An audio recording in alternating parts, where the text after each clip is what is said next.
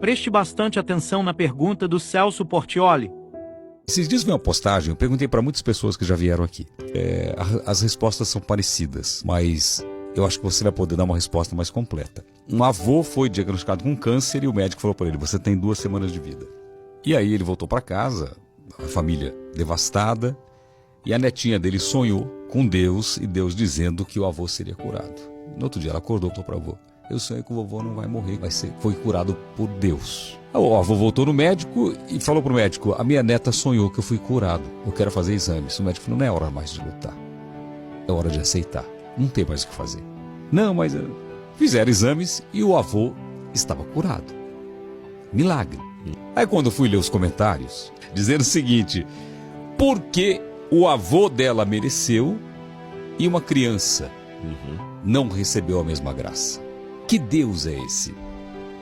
E aí? Excelente pergunta. A opinião que eu tenho sobre isso, a vivência que eu tenho sobre isso é a seguinte: você já parou para pensar que todos os milagres de Jesus foram incompletos e provisórios? Todos os milagres incompletos e provisórios. Vou dar exemplo. Um dos maiores milagres de Jesus foi a multiplicação dos pães e peixes. Sim. Mas quanto tempo durou aquela comida? Só para aquele momento. Só para aquele momento. Foi incompleto. Ele não sanou a fome do mundo. Outra questão. Ele ressuscitou Lázaro, mas Lázaro morreu depois. Foi provisório.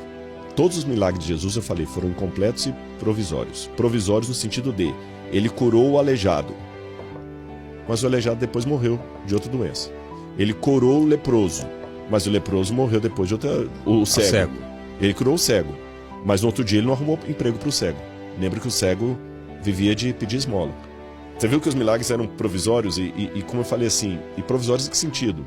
O leproso que Jesus curou, depois acabou morrendo de outra doença que Jesus não curou.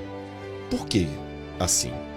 É porque na dinâmica do grande conflito, se Deus, vou colocar as hipóteses, se Deus curasse todo mundo, não haveria necessidade do juízo final.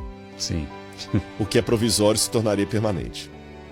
Já viu aquelas pessoas desmazeladas com casa? Muitas esposas que às vezes tem aquele marido, aquele sujeito que fala assim: amor, tá quebrando o cano ali do banheiro. Ah, eu vou arrumar, e nunca arruma. E depois faz um remendo ali. Eu vou arrumar, esse aqui é só provisório. Gambiarra definitiva. E aquela gambiarra fica definitiva. Sim. O provisório virou permanente. E a pior coisa que tem é quando o provisório se torna permanente. É gambiarra mesmo, você usou a expressão correta. Esse mundo é provisório. Se Jesus tornar o provisório permanente, Jesus vai estar fazendo como aquele marido. Ele não vai estar consertando, ele vai estar apenas deixando a gambiarra. Se ele curasse todo mundo, ele ia simplesmente deixar a gambiarra para sempre, porque ele vai consertar tudo sem trazer o juízo final, sem dar fim ao pecado, sem destruir o dito cujo com os anjos dele, sem separar o joio do trigo.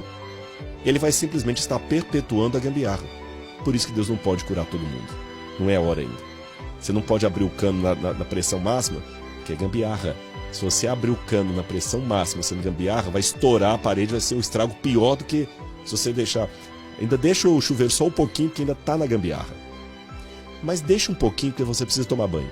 Então, da mesma maneira que Deus não podia sair curando todo mundo indistintamente, Ele também não podia deixar de curar ninguém, senão nós nos sentiríamos às cegas. Abandonados. Então Deus não cura todo mundo, porque Ele não quer tornar o provisório permanente, mas Ele também não evita curar um e outro, porque é um sinal. Olha, eu ainda estou aqui. Sabe aquela mãe que não está comendo? Vai estar aqui. Sabe, você tem sua filha, sim. Quando é a criança não queria ficar no quarto sozinho. Exatamente isso. Pai. Não está te vendo, mas ouviu sua voz. Você está ali. Então, essas curas que Deus faz aqui e ali, não é porque o avô da menina mereceu mais do que o outro, porque aquela criança, Deus é injusto, que Ele seleciona. É uma maneira de falar assim: papai está aqui. Não dá para acender a luz ainda, você vai dormir agora.